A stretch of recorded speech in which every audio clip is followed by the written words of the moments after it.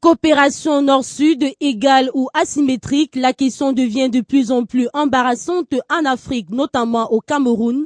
Aucun secteur a priori n'est épargné par la loi du 2 poids 2 mesures qui semble régir les relations entre le nord et le sud. Le groupe géant français de communication veut être le leader de la télédistribution au Cameroun.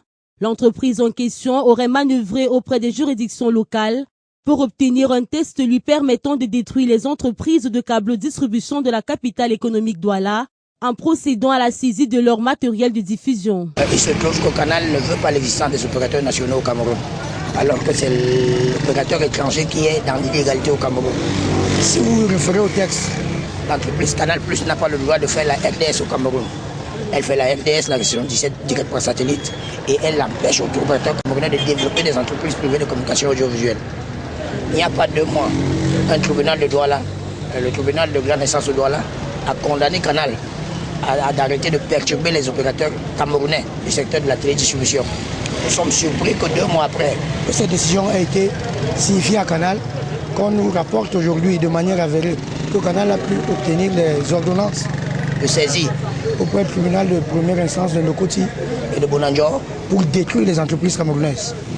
Face à cette nouvelle décision venant des tribunaux camerounais, l'Association nationale de câble distribution qui comporte des entreprises telles que TV Kamsal, Télésphère, Vision SA a exprimé son ras-le-bol en demandant que le gouvernement du Cameroun prenne en compte leur métier et les aide à obtenir tout ce qui leur est de droit. Ce que nous attendons du gouvernement camerounais, c'est que les décisions prises soient respectées. Il a été rendu public que Canal+ n'était pas en position de nous, comment dirais-je, de nous interdire ou bien de nous empêcher d'exercer et qu'il était question qu'eux-mêmes étaient en tort et n'avaient pas le droit de pratiquer cette activité au Cameroun. Nous attendons donc que cette décision soit simplement respectée et que la loi suive son cours.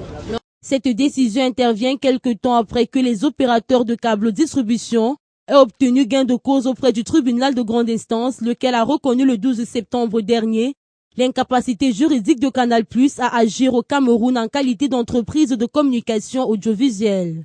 La position de l'État camerounais dans cette situation de tension entre les câbles distributeurs et Canal+ reste une polémique, car les mêmes autorités camerounaises qui ont ôté à Canal+ toute autorité sur les câbles distributeurs ont eux-mêmes déclenché les hostilités en donnant feu vert au grand groupe français de se faire justice. Même si le métier de câble distributeur est informel, ces derniers payent convenablement leurs impôts et toutes sortes de factures, leur permettant d'exercer librement en luttant ainsi contre le chômage. Moi, à ma connaissance, je crois que le câblage au Cameroun, c'est un métier aussi pour beaucoup de Camerounais.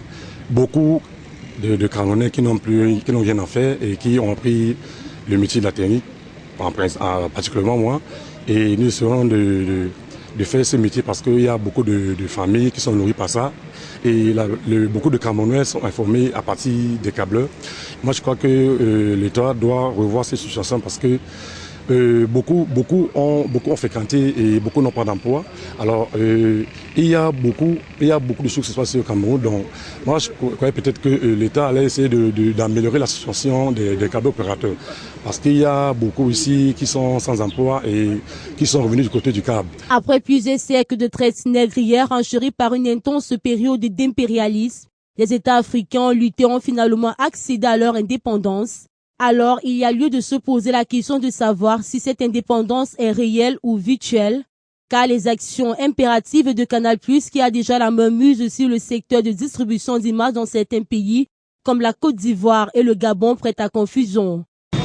Nous sommes ici à la direction TV Cameroun. Nous avons ras-le-bol de Canal+ Horizon, qui nous laisse exercer. On dit Canal Horizon. Tu dors, on dit Canal Horizon. Tu te lèves pour aller au travail, on dit Canal Horizon. Aujourd'hui, on en a ras-le-bol. On ne sait pas ce que Canal veut. Ici, c'est pas la Côte d'Ivoire, c'est le Cameroun. Nous vivons du Cap. Toutefois, le gouvernement de la République du Cameroun organise les États généraux de la communication les 5, 6 et 7 décembre prochains à Yaoundé, capitale politique du pays. Cette assise a pour point focal la structuration du secteur de télédistribution au Cameroun.